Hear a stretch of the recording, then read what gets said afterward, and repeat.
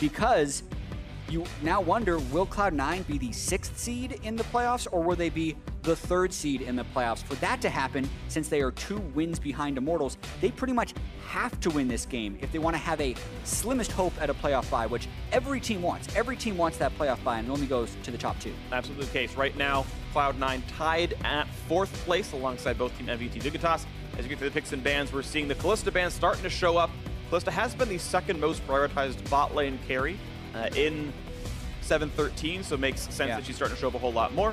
And Xayah gets first pick. And even in 7-12, if you look at the LPL, LCK, LMS Rift rivals, Kalista was an incredibly high priority there, and I feel like that is filtering over now to the North American LCS, so I'm expecting a lot of either Kalista early picks or Kalista bans, as we see from Cloud9 here. And since Cloud9 wasn't really in on the Kalista shift that potentially was happening in NA scrim culture during Rift rivals, they're just going to ban it this game. They're going to ban it away, and they're going to grab maybe a Nunu for a Contractz, certainly a strong champion as well. Of course, Xayah, we know, deserving of respect, got some compensation buffs for the Q nerf in 7-13. I think she's still very, very strong. Actually, Rakan going to go alongside, so a very strong duo, and the level 1 is insane for those 2 champions. And Orianna counter pick, you can kind of say for Jensen to deal with the Syndra that Pobelter has. That high priority Thresh, though, from Xmithie locked in for Olleh is going to be pretty powerful as well. And to sum it all up, Immortals now have 1 more pick to go at the end of the first phase, and we'll see if they match bot lane carry or if they're going to blind pick another role. Yeah, so they don't. They actually pick the Jarvan, who could go in the jungle, but almost certainly is going top lane. It's a very good pick for Flame. Now it means Cloud9 have the chance to ban out marksmen, and Immortals have the chance to ban out top laners targeted at Ray. So Immortals taking the risk there, so to speak, mismatching roles when they could have just solidified their bottom lane with that 3rd pick. Absolutely agree. I still have a soft spot for Jarvan jungle. We've seen FlyQuest jungler Moon play it a couple of times, so I think it's a playable champion. That said, Jarvan's an outstanding top laner, and you'd expect it to be there, but the chance to flex still is there.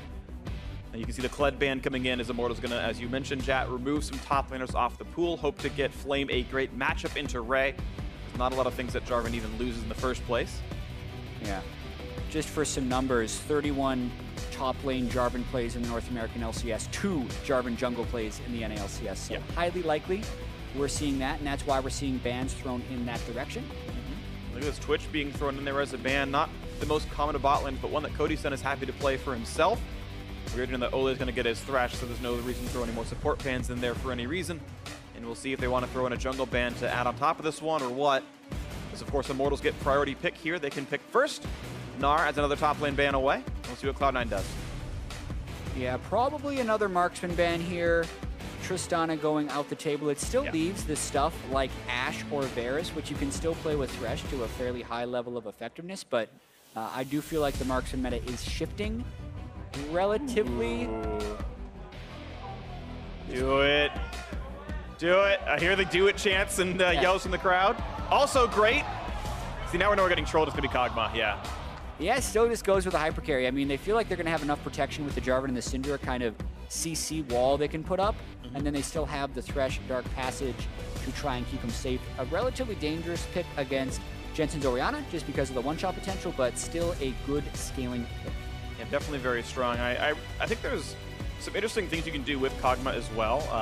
I was talking with Apollo a bit about what if Essence Reaper is actually a really good pickup on him, because cooldown reduction is so important on the Bio Arcane Barrage, the W. I wonder if we're going to get some more science in Kog'Maw builds at some point next couple of months if people start shifting their priorities, but that remains to be seen, and that's the late game build regardless. Gragas going to be picked up for the top lane jungle flex for Cloud9, and it's going to be Camille to battle Jarvan to the top lane with that Gragas jungle for Contractz rounding out the lineup. Yeah, so they're going to need to spend a decent amount of time top lane if they want Ray's Camille to succeed against Jarvan. But if it does, that's definitely a pick that has had a resurgence lately, and it's got some pretty good scaling. And Maokai. I've been waiting for Maokai to come into the meta.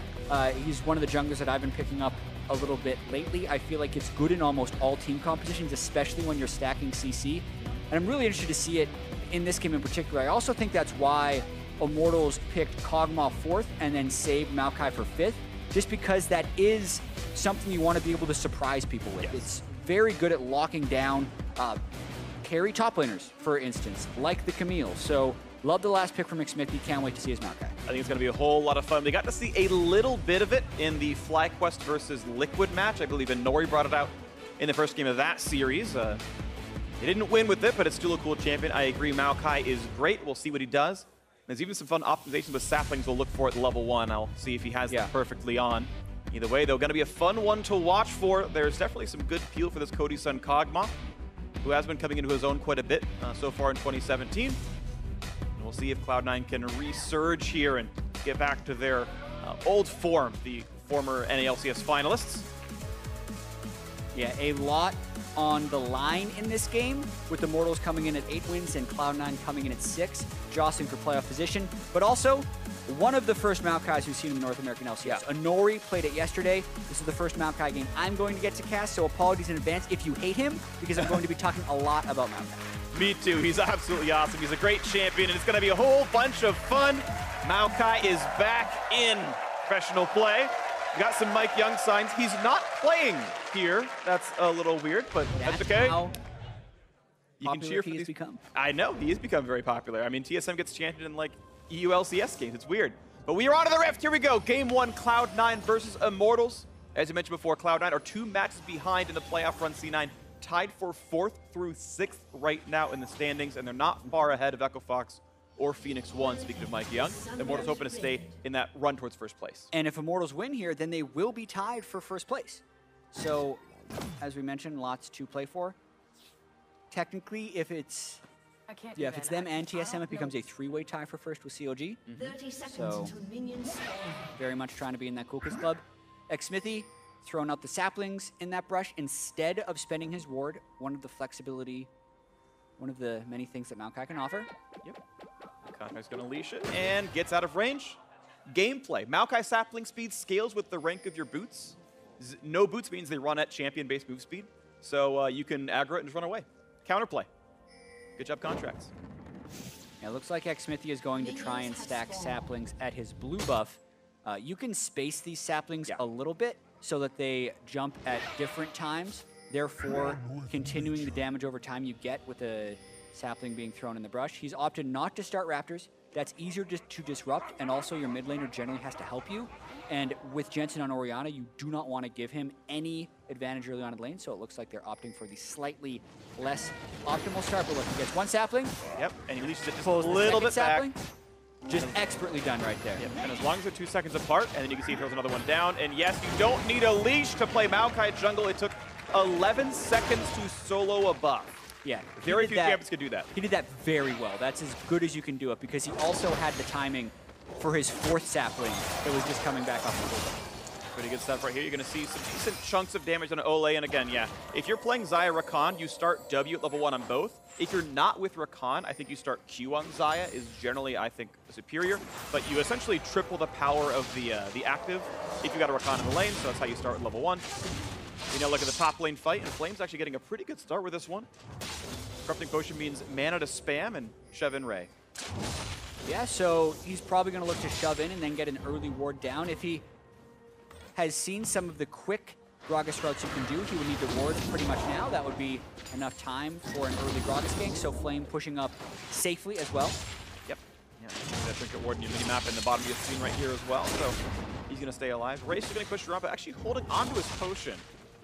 I don't know if he means to do an early TP or what, but he's just kind of staying at low health, of course. I believe the W's a missing health heal, or it's based on damage dealt, I forget which, but either way, he's standing back up with that for now and chill. Probably pushed in by the Immortals duo, and I think it's arguable which lane's supposed to win super early on, but it is the push lead for the Immortals squad. Contract's going to put a ward over the wall and try to look for Xmithie, but won't find him just yet.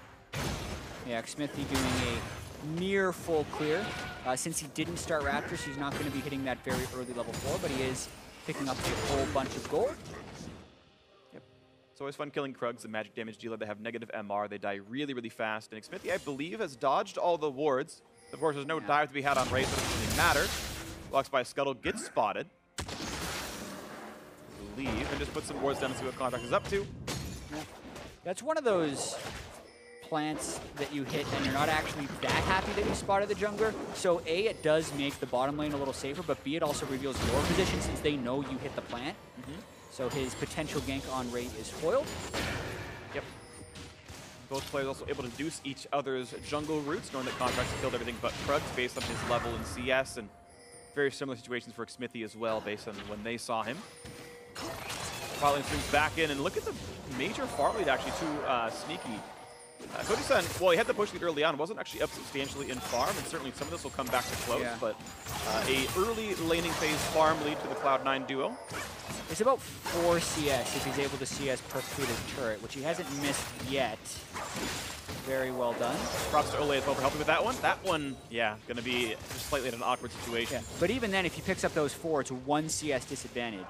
So I'd say Cody Sun and Olleh, while they don't have lane priority, have still been able to farm well. Oh, maybe an opportunity for Xmithie to gank. He wants in flash for the root. The flash hook's going to land as well. They found a bird, looking to burn him down, and Sneaky's going to die for first blood. Beautiful out of Xmithie and Olleh. Love the CC chain and the willingness to burn all summoner spells. You thought maybe they would go for Rakan, but Rakan is much more slippery, so they chain the CC. They do not give an opportunity to flash. Sneaky doesn't even bother to heal because he knows he is dead to rights, and Immortals convert that first blood. Really nice as well. Takes the big Krug to the small ones out as well. I believe Xmithie landed that smite, so a really great start. Has his sight sent out already as well, and can run around and get some deep wards to make sure his team stays safe. Watch this play again. Yeah, gets a sapling. He also hit confirms his sapling from the brush by flashing for the W, just adding even more damage towards Sneaky. Yeah. Came at just the right timing too, because Smoothie was going around to potentially ward and kill the Blast Cone. And what a good call, because that was honestly a pretty close one, saying, Olleh, you need to flash for this hook, we'll get him, trust me, and he was all right to do that. So really nice stuff, and a good kill out of the bot lane. 700 gold lead now for Immortals. We look back at this top lane, and it's +6 for Flame with a bigger wave to kill. So at this time, Ray's kind of pick is not yet winning. That said, Camille is not picked for her early laning strength. She should be scaling in later on. So somewhat playing as expected in this phase, but still a deficit to look for. Yeah, the Corruption Potion also out of stack, so the next time Flame goes back to base, we'll actually be able to buy Seema and some items. Currently 200 gold lead roughly for Flame individually, certainly relevant here. Again, this shove coming in for C9, getting what farm they can, and should be a similar number for Cody Sun, who's got that nice kill for himself with the Zerg Breeze. Sun's going to land. Level 6 available for both these, and a beautiful ultimate. Dodges a CC.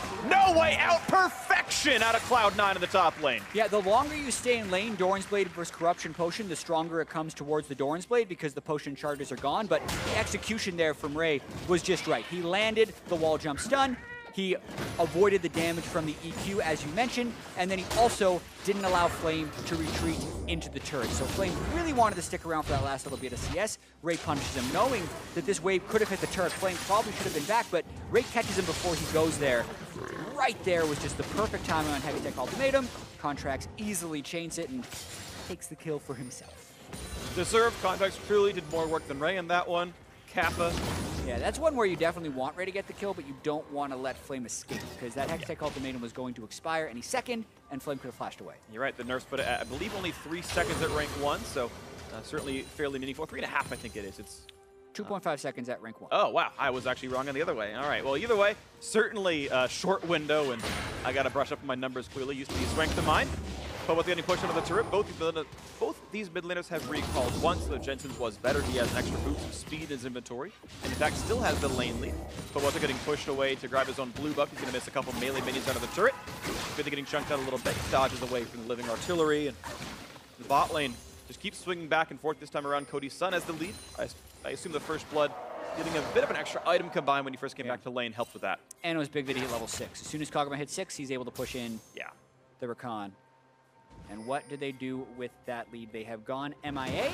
They have not been spotted on wards. And an Ocean Drake for laning phase is huge if they're able to secure this, which I think they will be able to. It's stupid insane on Kog'Maw too. He's actually freely able to use mana to get more lane priority. It's one of the actually more mitigating factors. He can run out of mana. That's not going to be the case for him. So huge leads across these lanes. Immortals looking very good. They're holding that 300 gold lead. They've got an Ocean Drake worth, I'd say 1,000 or so as well. And it's going to look pretty good for these guys.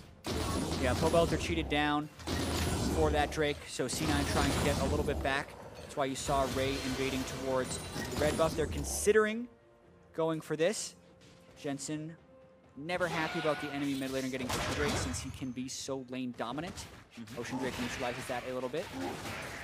See that comes in. Blue buff going to be handed over pretty easily. Of course, they're desynced blues since Xmithie had started there. So it was a 7-minute respawn, and Contractz came there later, so it's a much later pickup. But will end And you can see under about a minute's time, Jensen will have a blue buff lead from minute 10 onwards. See if that means much in the laning phase. Pretty much equal farm down there and in a lot of places, actually. Yeah, I'm interested in the fact that they didn't actually trade control as of yet. Wards have gone into C9's jungle, and now Contractz is running up. They're going to try 3-man dive. Yep, Orianna's coming. Here we go, 3v1, and no one is even close to nearby. Flame, he's going to try to dive under the turret and make it survive here. Going to kite away. It's not going to matter. Shotgun's going to land. No way to jump out, and Ray made sure of it. A kill in the top lane, this time going to Jensen. Only assist for Ray. Now a fight in the bot lane, though, without the team around. Could be a bit dangerous. They find the charm. Bit of damage on Olleh, but Sneaky now slowed down by the box. The chase is back in. Living Artillery going to be a lot of damage here out of Cody Sun, but he's out of mana now, so he can't do much more. One more auto, the flash play. Heal for Sneaky. Has to get away for a little bit longer. Lands the root. Going to be a lot of damage on Olleh, but no quite follow through. And Sneaky does not want to flash a chase in. Top lane outer turret still going to fall. So well played to Cloud9. Ray with the counter pick, getting the help he needs and winning out. Yeah, I mean, we mentioned in Champ Select, if you're going to be picking the Camille, you need to be spending a lot of time top lane, and that is what C9 has done. Then the bottom lane just had the confidence that they'd be able to take a 2v2 fight. I'm going to say they didn't necessarily win that one, but it did serve as a distraction for more time being spent on that top lane. We're going to watch this dive one more time. This is a bit of an extended play from the Drake since they knew Syndra was going to be bottom side, and it bought time for Jensen to roam. So right here, Ray doesn't waste any time, takes the turret, doesn't care, actually flashed in the Cataclysm. Probably unnecessary since they had Jensen on the way, but it does secure the kill. I actually want to point out how sneakily clever the C9 2-1-2 in the bot lane was. First, of course, we have Pobelter ghosting and looking for the chase on a Smoothie. He wants to burn Can he dodge the stun? He dodged the stun, and that's all he really needs. He jumps back to his Sneaky there. So what I really like about the C9 2-1-2 was they actually saw Syndra Maokai play mid lane. So they know they're actually not getting ganked. And if Flame is dead, Ray can TP to join. So if it's an extended 2-on-2, it's a 3-on-2 because only Ray can show up at that point with a dead top lane opposing team. Normally, you would never want to fight when your jungle and mid roam top lane, but they actually saw it was safe and a TP advantage, so it was more clever than I would have given it credit for initially.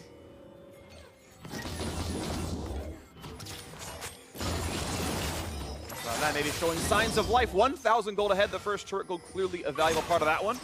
Jensen pushing in towards the mid lane with the rest of the team, but not a lot of teams are going to have to go back and manicure that bot lane wave. Immortals will be there first, pushing a bit of that farm, and actually they may zone out Sneaky a little bit.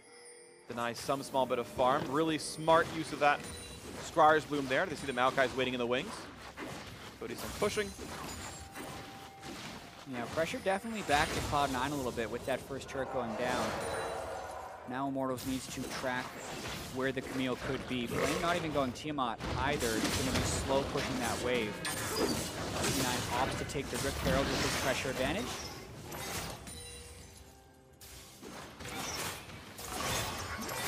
It's going pretty nicely. I mean, Ray is definitely a player who's had pretty substantial confidence issues of late. I remember tweeting out, seeing him tweet out about some of his last few matches saying, I'm the worst player on the team, I'm really horrible, I'm really sorry, this is all my fault. And now he is kind of the sole carry for Cloud9 right now. It's his lane that's winning, his lane's got first blood, it's his lane's got all the kills. And, you know, it's kind of nice to see, because I always want the players to be happy. A good confidence boosting game out of Ray. Definitely want to see Ray succeed. He's been put in a position to do so this game.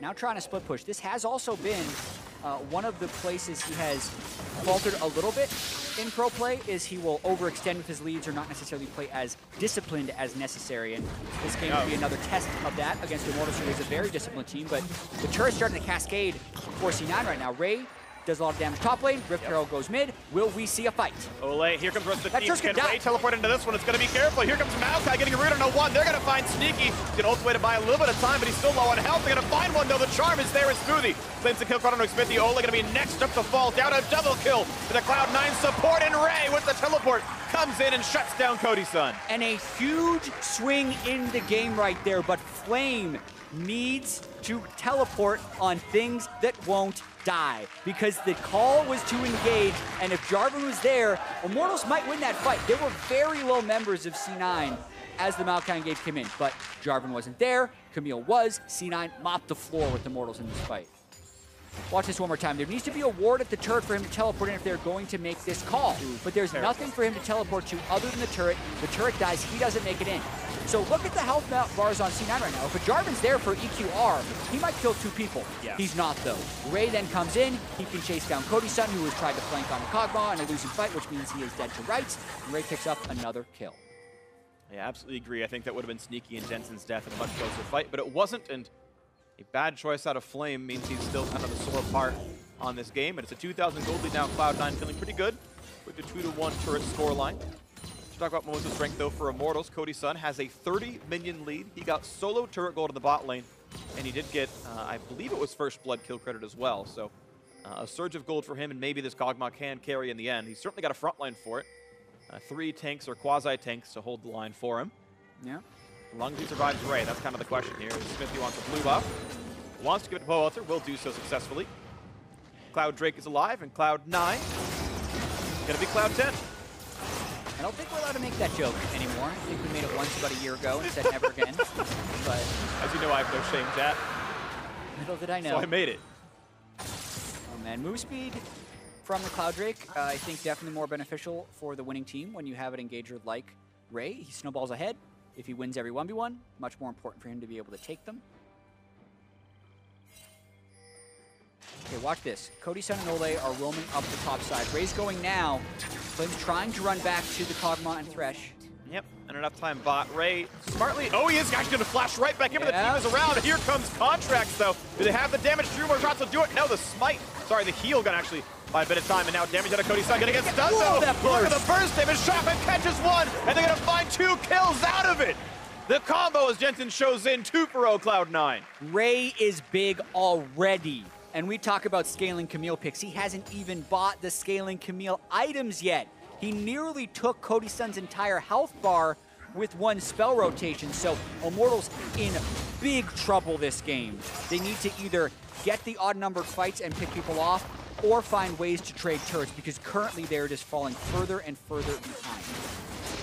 Look at this. He gets some damage on the Flame, and he smartly kites back until the team shows up, and then he goes all in. So Ray is waiting for Gragas, Flame is waiting for Kog'Maw and Thresh. So Flame actually kind of wants to bait this. They just underestimate the damage coming out of C9. And Cody Sun right here, stunned by the wall jump, a few auto attacks and a Sheen proc, into a shockwave, which he flashes, but it ends up killing the other 2. So very nearly a 3-for-0 for Cloud9, but it goes for 2. Yeah, he had about an 1/8 of a second right there, Cody Sun, to react in time, and got it in the window. So he felt pretty nice.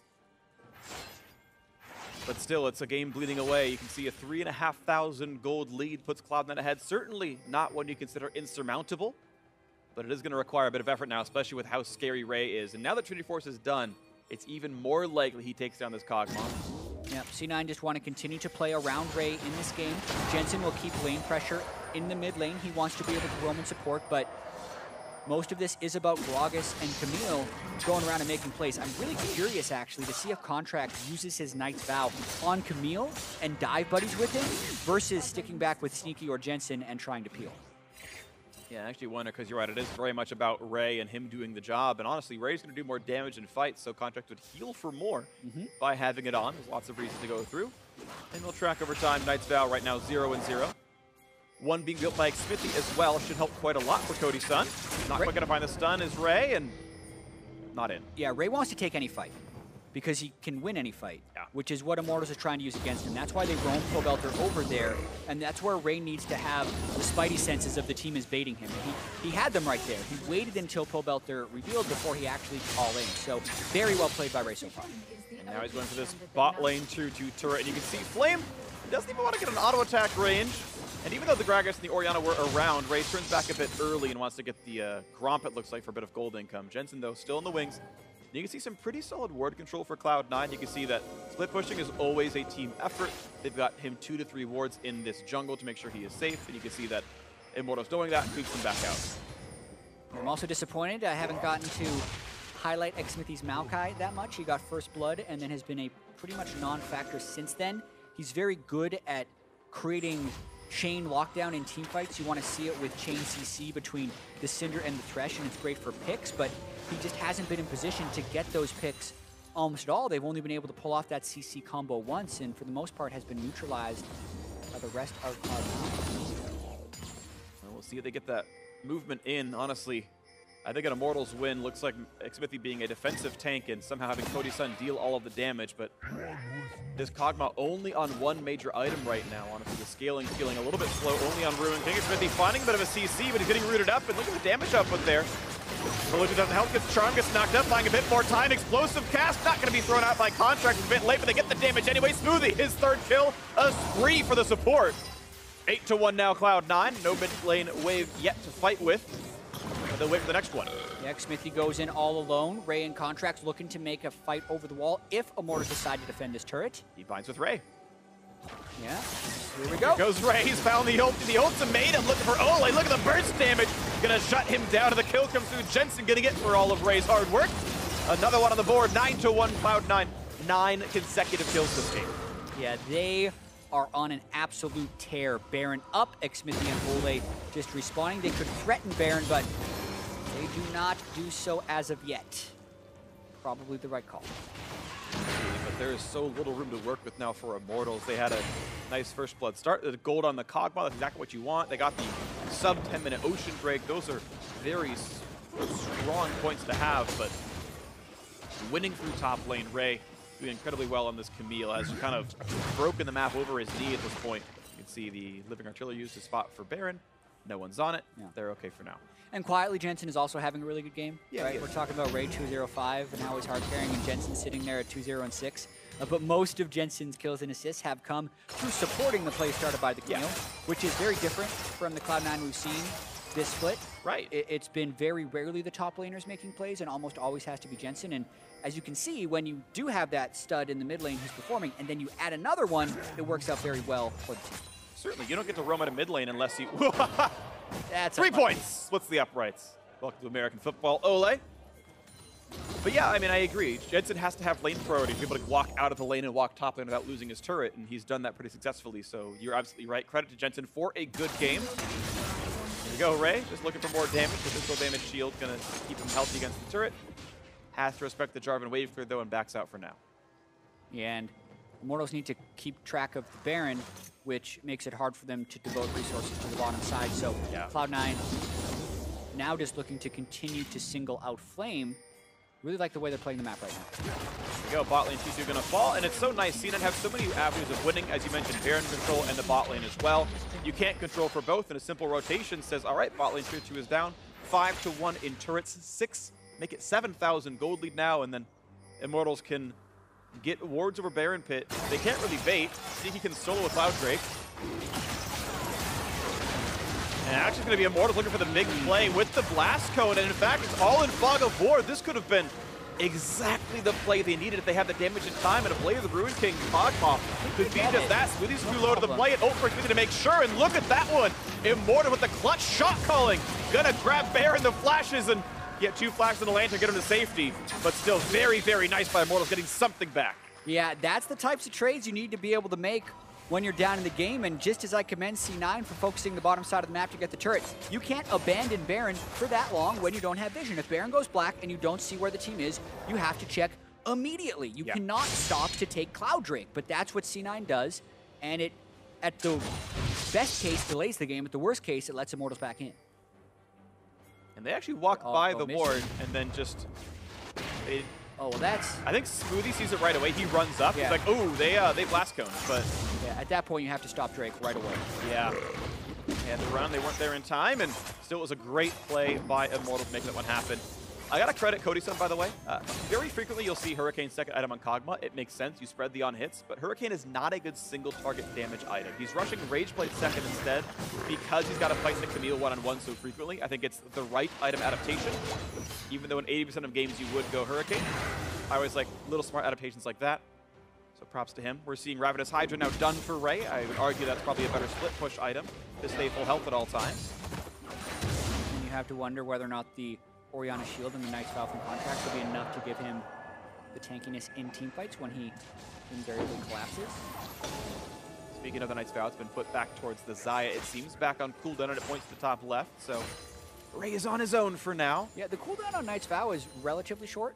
45? Yeah, so you're able to rebind every 90 seconds, I believe. Yeah, it's 90, you're right. And Sneaky just quietly farming away. Going for the very standard Essence Reaver build on this one, and you can see the control is moving up. They're playing for vision control, and the sieging will commence now for Cloud9, or maybe they just kill the mini waves and wait out the Baron buff. I'm not sure what they're going to go for exactly. Yeah, it is hard to push against Baron minions just in general. Yeah. So the timing of Baron is very fortuitous for Immortals, because they have the Baron minions, but they're still going to be able to catch multiple waves of farm because C9 have the map control. Most likely going to be a very small Baron power play, but yeah, it's more about the Baron power play delta here, where it's the Baron power play that C9 could have orchestrated versus what you're getting. Which is likely an inhibitor, and you know, a kills if you defend it. So I got to agree, Immortals making the very best of a incredibly hard situation, and we'll see if they can turn it back around a little bit later onto this one. Flame still scaling up, going towards that Titanic Hydra here on himself. Knight's Vow has been done for a little while on Xmithie, so the supportive stats are there. A Locket coming in very soon for Olleh.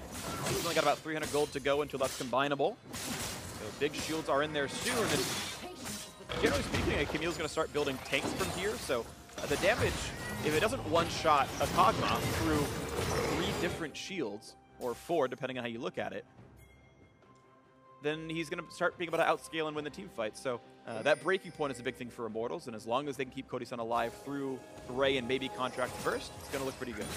Yeah, I'd say the Kog'Maw is strong right now. Yeah. And Sneaky is not there yet.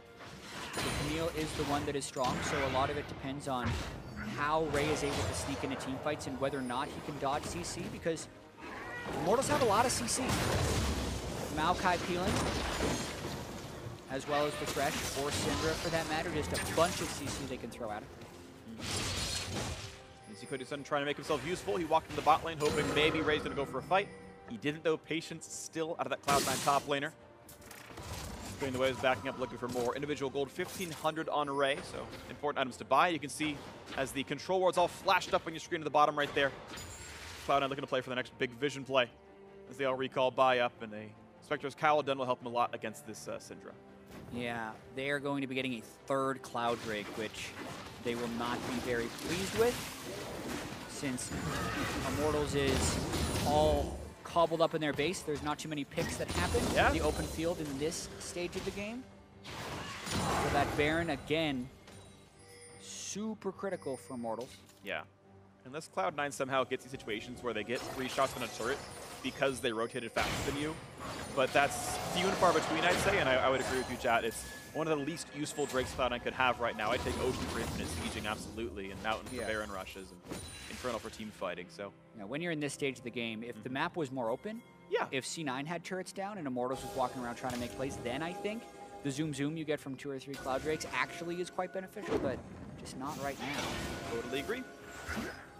So Cloud9 a bit unlucky, but still they've been fortunate to have a 6,000 gold lead courtesy of their top laner, and the rest of their team roaming and helping out with that one. Clearly it wasn't a 1v5 effort, but Cloud9 as a team looking a bit stronger here. Immortals hoping to hold on to a chance at ending the week in first place, even if that's a tie.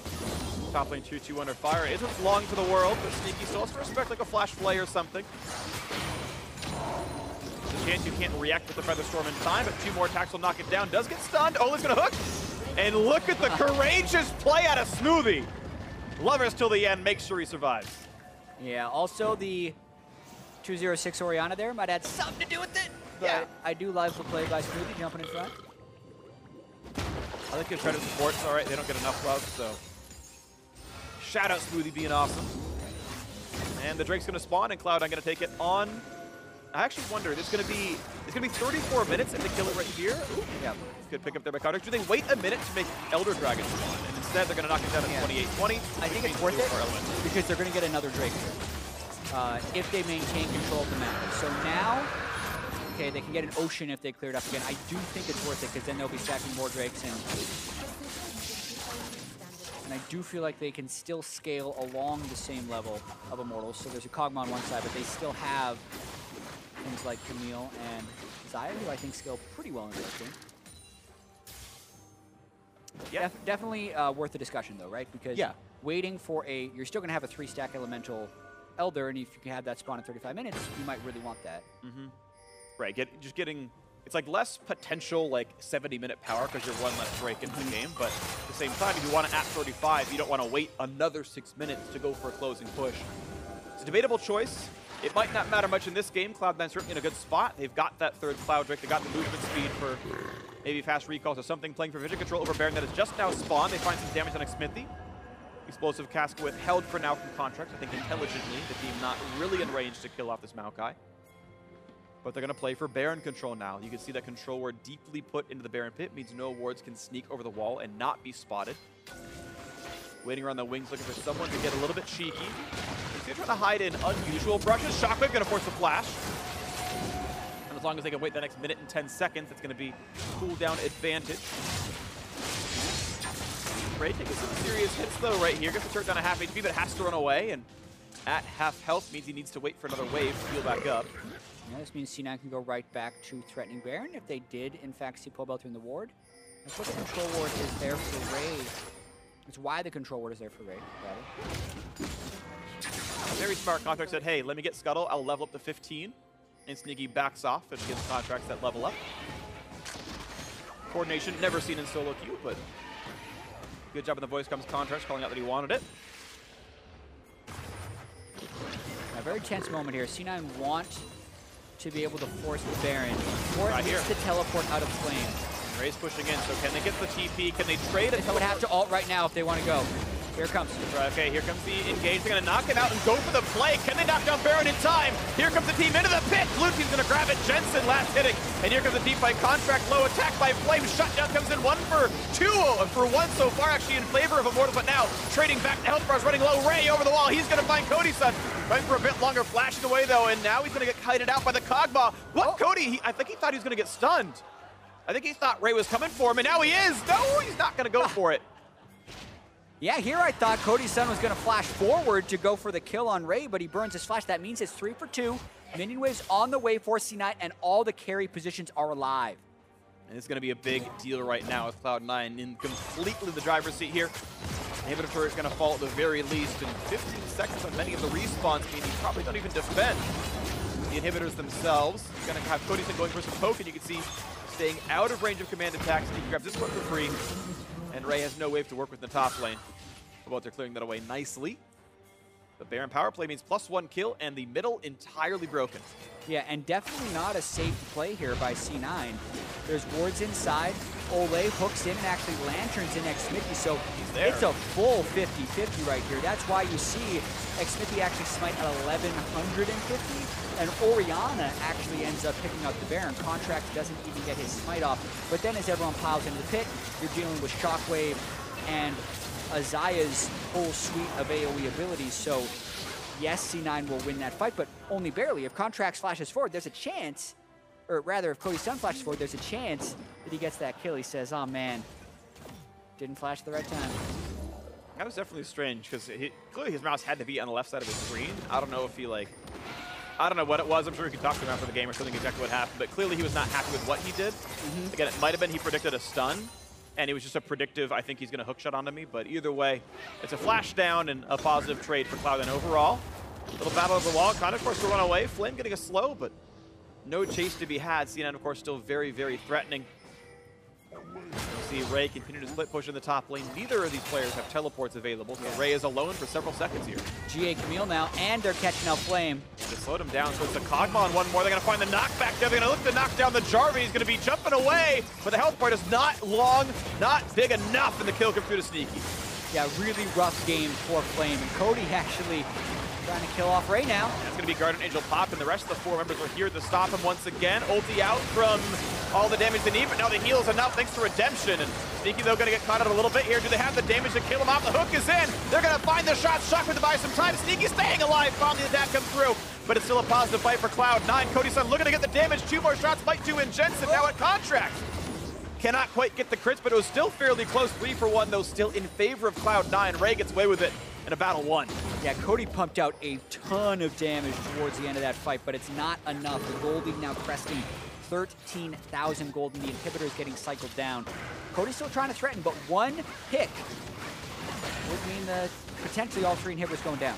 Right now, no ultimates or flashes available. None that matter at the very least, so Cody's not going to be fine for this one as C9 maybe looking to make for the play. They're going to get the explosive catch. Nice shot. And they're going to get Pobelter with it. That was very, very nice. It came just back up for Contractz. And the pick over the wall is well played. Now Raid still sitting at full health all of a sudden from the GA. C9 doesn't get the inhibitor, but they do extend the gold. Let's watch this one more time. As we mentioned, rough game for Flame. Flash engage from Smoothie to keep him engaged. This was a difficult situation for Immortals because they were dealing with Ray on the top side. Ray then used the ultimate to dodge the death sentence and then get CC chain, but the rest of C9 is able to come save him. Notice the huge heal from Redemption. And then at this point, watch Cody Sun. All the CC abilities had been used beforehand, so he's fully rage bladed right here with Hurricane hitting multiple members, so he's doing a bunch of damage. And if Jensen doesn't back up, Cody Sun may just clean house. So yeah, still a pretty close fight. It definitely was close, and you can see him, the Hurricane done now, building towards Wit's End. And again, I want to bring up the point that I said in Champ Select. I'm actually reasonably confident Essence Reaver is an incredibly good fourth item on Kog'Maw if you're going for more damage, because 30% cooldown reduction puts your W's downtime from 9 seconds to about 4. Right. And so you're almost entirely always in Bio-Arcane Barrage. You've got extra mana regen as well, and you don't lose that much damage compared to, say, an Infinity Edge. You can actually overcap on attack speed as well with a build like this. Fight coming from Xmithie. Fight down here. They'll see what they can get for themselves. Redemption is on. Here comes the battle on the bot side. Big heal comes out. Sneaking Kenny away in the back side. We're looking for Cody Sun on the side. Knocked around. Found by Ray. The attacks are on with the Kog'Maw. Kenny survived. Stun's coming across. He's alive for a little bit longer, but Shaft is going to shut him down. And Jensen getting the most crucial kill of the fight. Xmithie's a hold in the front line, but the chase through is in. Orianna starting to go on a rampage here, getting 3 already in this fight. Now the chase down to Xmithie in the bot side. Cannot yet kill off Sneaky. The life's still coming in. The quick not going to come through, and Sneaky getting a kill credit now. Only one left alive in Pobelter against the world as only Ray has died. This will be Cloud9 closing it out. 20-5 in kills, 36 minutes in, and through the top lane and roaming in the entire team play. Able to knock down the rest of the game. Only one turret was ever lost in the bot lane due to a 2v2 win by Cody Sun and Olleh. But it is Cloud9 playing better, bouncing back from their 0-2 loss yesterday. Looking to shut down Immortals in game 1 here. GG, Cloud9 up 1-0. Yeah, quite an impressive start to this series here for Cloud9, especially considering the struggles they went through yesterday against Envy. Having Ray starting game 1, getting him ahead on Camille, and then using that map side advantage to just pick up kill after kill after kill and go for that 36-minute victory. Jensen, 7-0-12, 19 of 20 kill participation. And that was an understated game from Jensen. Yeah. So that's the type of game that C9 want to have more of as they try and take down Immortals in the next game. I think, like, immaculate team fighting out of Jensen. You mentioned his kill participation, his 0 deaths. He was equal in lane in a matchup that people tend to consider Syndra favored. Syndra, like, counters Orianna to a certain extent, although people are kind of comfortable playing Orianna into it. It was a matchup we went for. Yeah. Held equal in lane, kept getting the roams off, showed up for several kills in the top lane, several kills in the jungle, and played team fights incredibly well. Huge shockwaves, multi-man hits, either forcing a flash out of Kog'Maw or killing him outright with these. Certainly great out of Jensen. Yeah, Jensen had to lane against Syndra, which I do feel like is the better of the two champions if we're talking matchup. It's something you're willing to pick into. And then he also had to deal with an early Ocean Drake. So yeah, we spent a lot of game talking about Ray, and he played great, but Jensen, also a huge reason C9 won. Totally agree. And either way, it was a very solid team effort for them. And now for a deeper dive into that win. Let's check in with our Dash and our analysts. Thank you very much, Phreak. Cloud9 getting the victory here over Immortals, so bouncing back nicely from the loss yesterday, at least in the first game of the series today.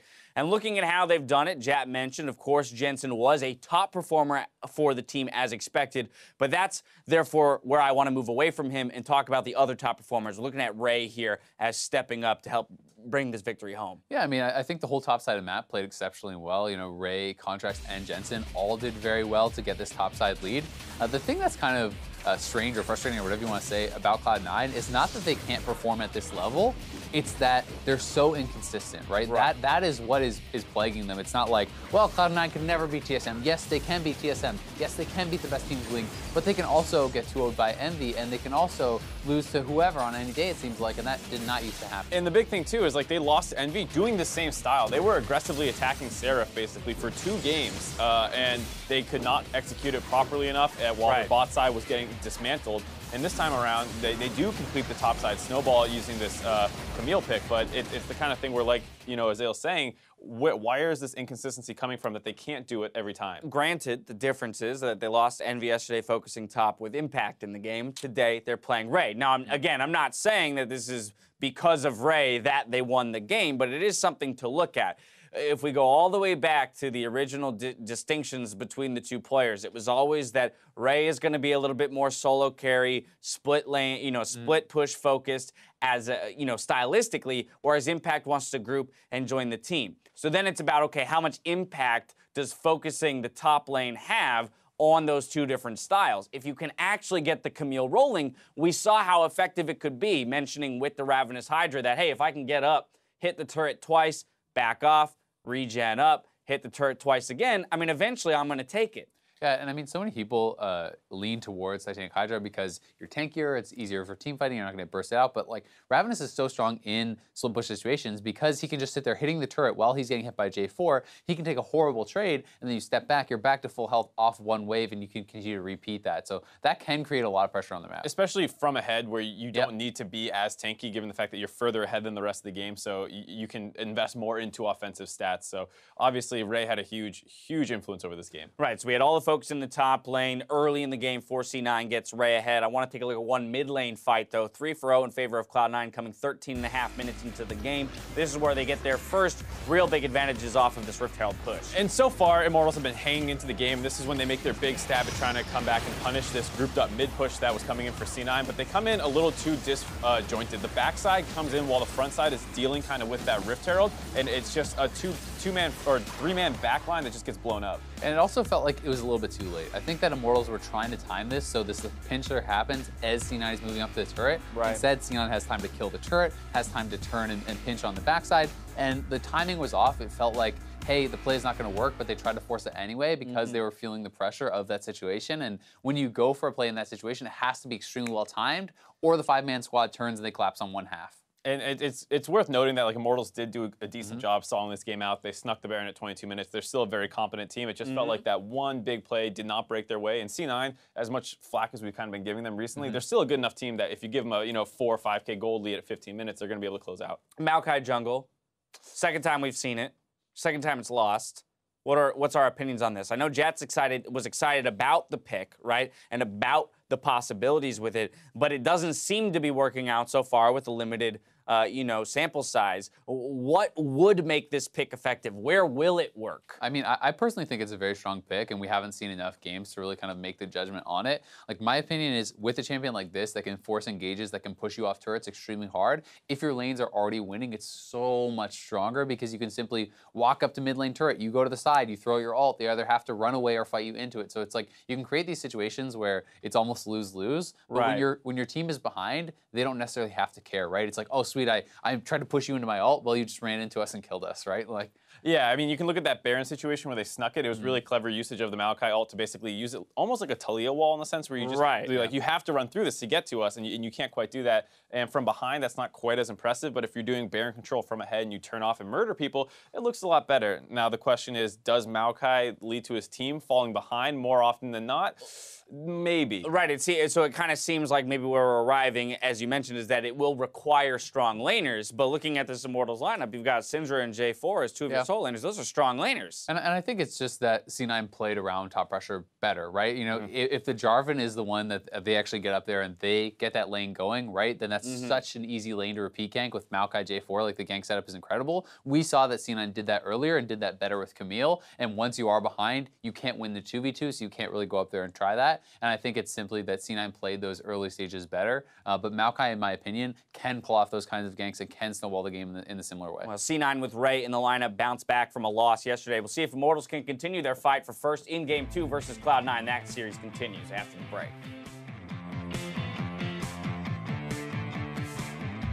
Maybe an opportunity for Xmithie to gank. Xmithie wants in, flash for the root. The flash hook's gonna land as well. They found a bird, looking to burn him down, and Sneak is gonna die for first blood. Beautiful out of Xmithie and Olleh. Maokai first. I'm on dash now. Kill dash. I'm not Kog'Maw. Yeah, I can move now. I can see. Nice, good job. Yo, Dragon next, 50 seconds, okay? I need a buy. I'm dead. We can fight. Yeah, nice. Kill fight. Jarvan. Nice. I can look this guy. Support flash. Kog'Maw. Kill him off, the hook is in. They're gonna find the shot, Shocker to buy some time. Sneaky staying alive, finally the attack comes through. But it's still a positive fight for Cloud9. Stun's coming across, he's alive for a little bit longer, but Shockman's gonna shut him down, and Jensen getting the most crucial kill of the fight. Xmithie to hold in the front line, but the chase through is in. Orianna starting to go on a rampage here, getting 3 already in this fight.